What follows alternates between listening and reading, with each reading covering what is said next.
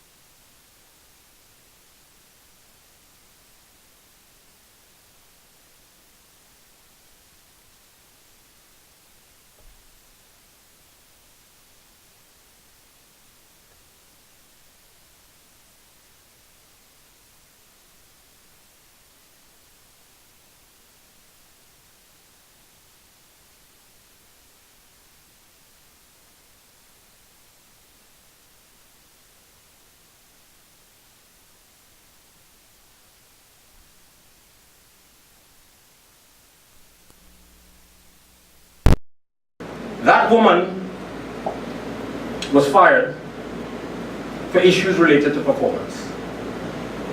Now just think about that. Think about that, and then hashtag drink something else. All around the world, we're seeing it everywhere. People are aggressively distancing themselves from anybody associated with sexual harassment or sexual predatory behavior. At NBC, just last week or the week before, an alleged perpetrator was fired 35 hours after the sexual harassment complaint was lodged. At Angostura, an alleged victim was fired more than 365 days after the sexual harassment complaint was lodged. Think about that. Think about that. And then, hashtag drink something else. I was so happy that Adi spoke directly to men. Because, well, let me say this first of all. I want every person, every victim of sexual harassment in Trinidad and Tobago to know that at Fixin TNT, we have your back. We have your back. Bring us your truth. Bring us your experience. You all can hear me?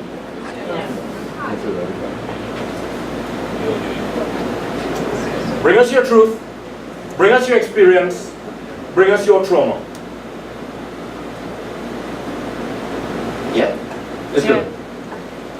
You know, and I want to go through, I was glad that Adi brought up the Angostura issue, and they were concerned about what I would say.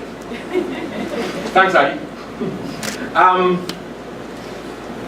Everything that I'll say here is on public record. And in talking about the who and not the what, I just want to thank Hazel Brown in this particular issue for addressing the who. And I want to thank Roses Hezekiah for in this particular issue for addressing the who. There are a lot of other statements that came out from different organizations that just focused on the what, not the who, but the who causes the what. Just ask the people in Tobago, because the Prime Minister tried to tell us, focus on the what, and they still don't have a vote and they're still suffering, but that's a whole other discussion. Public record, sexual harassment allegations being leveled against the gentleman by the name of Dr. Rolf Balgobin span more than a decade. That is public record. Right? Dr. Balgobin's separation from the Arthur Lockjack School of Business was reported to be surrounding allegations of sexual harassment. The Arthur Lockjack School of Business has never refuted that. That is public record. To get to Angostura, the young woman at Angostura lodged her complaint back in November of 2016. Understanding the uphill battle that she would face, she readily submitted herself to a polygraph test, a lie detector test, which came back with 2 words: no deception. It meant that she passed with flying colors. Now she either real good or she real honest. Right? She lodged a complaint, went to the audit committee, and again this is public record. It went to the audit committee and it was subsequently put aside by the chairperson of the audit committee. So it is reported that the entire audit committee did not see it. When the story became public in January of this year, there was a decision taken that an investigation had to be conducted and a committee was commissioned, led by Diana Mahabir-Wyatt, and I believe comprised of herself, Annette Rahal, and Independent Senator Ian Roach. That committee's work was attempted to be interrupted for various reasons, but unsuccessfully. Dr. Balgobin made 2 requests. One, now under the Angostura whistleblowing policy, it protects anonymity. Okay? Dr. Balgobin requested to know the name of his accuser. That is fair, absolutely fair. Dr. Balgobin requested to be able to have the opportunity, or Dr. Balgobin and his lawyers, requested to have the ability to cross-examine his accuser. Again, absolutely fair. The accuser agreed to both. She agreed to both, on condition that her lawyers could be present and that she could have the opportunity to cross-examine Dr. Balgobin as well, she or her lawyers. Dr. Balgobin and or his lawyers, for whatever reason, Dr. Balgobin was never made available to be interviewed by the Diana Mahabir-Wyatt committee. That is public record. The Diana Mahabir-Wyatt committee was subsequently, well, its work was terminated. Terminated, nobody knows why. Well, maybe Diana knows, none of us here knows why. And then a 1-person tribunal, or sole investigator, was appointed in the name of retired Justice Ralston Nelson. Just in the interest of full disclosure, Dr. Ralston Nelson, you would know, was Dr. Keith Rowley's nominee to be the President of the Republic back in 2013. President Carmona was chosen by Mrs. Prasad Bisesa, and we all see how that turned out. Retired Justice Nelson is also the chairman of the Unit Trust Corporation, a government-appointed chairman. So now we have a government-appointed chairman is now hired, brought in to investigate, conduct and conclude an investigation into another government-appointed chairman.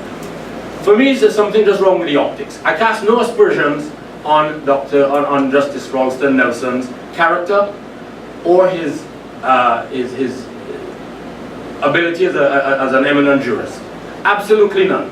You see, the reason is, I don't know what Justice Ralston was given to adjudicate on. Something that's important to know as well is that the Board of Angostura currently comprises of 8 people. 8 people. 4 of them are government appointed, including Dr. Balgobin. 1 is a central bank appointee, and the other 3 are shareholder representatives. A board of 8, 4 of them are government appointed. A quorum of the Board of Angostura is 3. 3. Again, that's public record. All right? You draw your own conclusions. Subsequent to all of that, Justice Nelson, he presented his findings, and the board which Dr. Balgobin chairs cleared Dr. Balgobin. Those are the facts in this case, people. The board which Dr. Balgobin chairs cleared Dr. Balgobin. So we have some fundamental issues with that. Now, a lot of men ask me, I talk to a lot of men in the business world and so on, and we talk about this, and they say, Kirk, but that happened a long time. I said, why you ain't doing nothing about it? Why you ain't doing nothing about it? Why you ain't doing nothing about it? You're complicit if you know and you ain't doing nothing about it. And then they look at me and they say, why aren't the women standing up? And I tell them it's because we don't have their backs. We don't have their backs because Trinidad and Tobago is a small society with an even smaller male-dominated, chauvinistic corporate Trinidad and Tobago. We have to stand up as men. The trauma. I speak about a young lady who's like a daughter to me, who experienced sexual harassment back in 2015. She still shakes when she speaks about it. I was just told I just have 1 minute, right? So I want to read something for you. Real quick. It's just something that was written last night by somebody who's very close to me.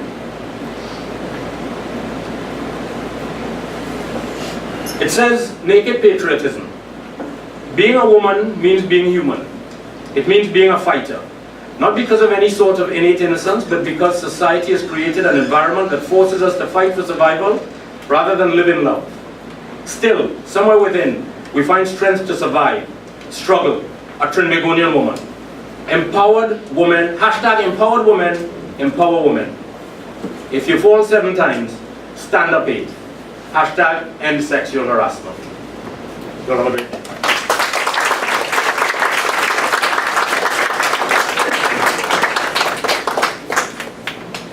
Thank you so much. And I'm sure I'm not alone in saying this, that it's a relief to actually hear men speak up and speak out against sexual harassment. And I'm sure that I'm not alone in this room as someone who's experienced sexual harassment.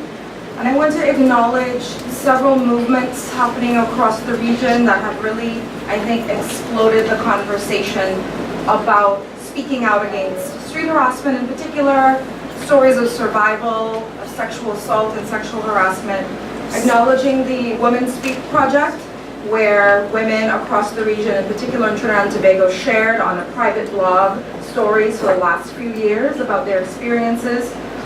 Also, Life in Leggings movement, which started in Barbados, but has exploded across the region, where women, LGBT people and communities, and men shared experiences of sexual harassment, sexual assault, experiences of feeling unsafe, and what does it mean to speak out.